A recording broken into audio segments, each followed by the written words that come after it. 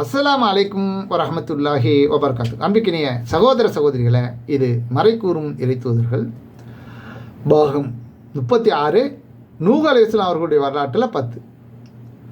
நூஹ் அலைஹிஸ்ஸலாம் அவர்கள் பிரார்த்தனை செய்த பின்னர் அழிக்கப்பட்டார்கள் என்ற விவரத்தை அல்லாஹ் ரப்புல் ஆலமீன் 21வது அத்தியாயம் 76, 23வது அத்தியாயம் 26, 26வது அத்தியாயம் 117, 118, 37வது அத்தியாயத்தில் 75, 71வது அத்தியாயத்தில் 26 ஆகிய வசனங்களில் மிக தெளிவாக சொல்லி காட்டுகிறான். இதையும் சரியாக நம்ம புரிந்து கொள்ள வேண்டும். நூஹ் இதற்கு முன் நம்மிடம் பிரார்த்தித்த போது அவருக்காக அதை ஏற்றுக்கொண்டோம்.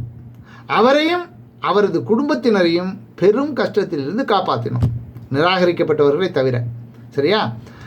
நமது வசனங்களை பொய்யென்று கருதிய கூட்டத்திலிருந்து அவர்களை காப்பாற்றி அவர்களுக்கு உதவினோம். அவர்கள் கெட்ட கூட்டமாக இருந்தார்கள். யாரு? நிராகரித்தவர்கள். எனவே அவர்கள் அனைவரையும் ஒருத்தனை விடாமல் மூழ்கடித்தோம் என்று 21வது அத்தியாயம் 76, 77 ஆகிய வசனங்களில் அல்லாஹ் தெளிவாக சொல்லி காட்டுகிறான். மேலும் அதாவது இந்த வசனத்தில் அவங்க பட்ட கஷ்டம் என்ன, இரவு பகல் முழுவதும் 950 வருஷம் கஷ்டப்பட்டு பிரார்த்தனை செஞ்சு செஞ்சு செஞ்சு செஞ்சு அனைத்தையும் நிராகரித்து போன பிற்பாடு தான். ஒரு நாள் 2 நாள் இல்லை. ஏன்னா நிறைய பேர் இப்போ நம்ம என்ன பண்ணுறோன்னு கேட்டால், எதுவுமே கொஞ்சம் போய் சொல்லி நம்ம பேச்சை கேட்கலையே அப்படின்ட்டு மூட்டையை கட்டிட்டு வேறு வேலையை பார்க்க ஆரம்பிச்சிடுறாங்க. இவர்களுக்கெல்லாம் நபி நூஹ் அலைஹிஸ்ஸலாம் அவர்களுடைய வரலாற்றில் பாடம் இருக்குது. 950 வருஷம் சொல்லியும் கேட்கல, நிராகரித்தினார்கள். அப்படிப்பட்ட மக்களை அதுக்கப்புறம் தான் மனம் நொந்து போய் அல்லாஹ் விட்டு பிரார்த்தனை செய்கிறாங்க. என்ன, எப்படி பிரார்த்தனை?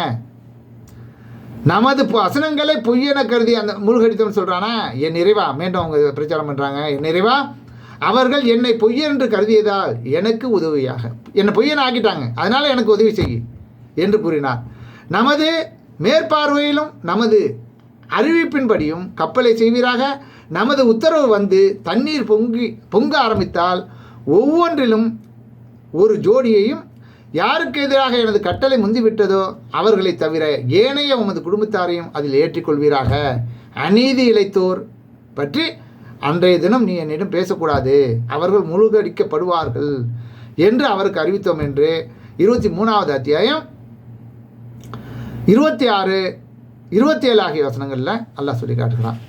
எனவே அல்லாஹ்வுடைய பேச்சை, அல்லாஹ்வுடைய கட்டளையை யார் நிராகரித்து விட்டார்களோ அவனுடைய விதி முந்திவிடும். அவங்கள்ட்ட அதெல்லாம் யாருடைய சிபாரிசும் செல்லுபடி ஆகாதுங்கிறத தெளிவாக நம்ம புரிந்து கொள்ளணும். அனைத்தும் அல்லாஹ் அறிந்தவர்.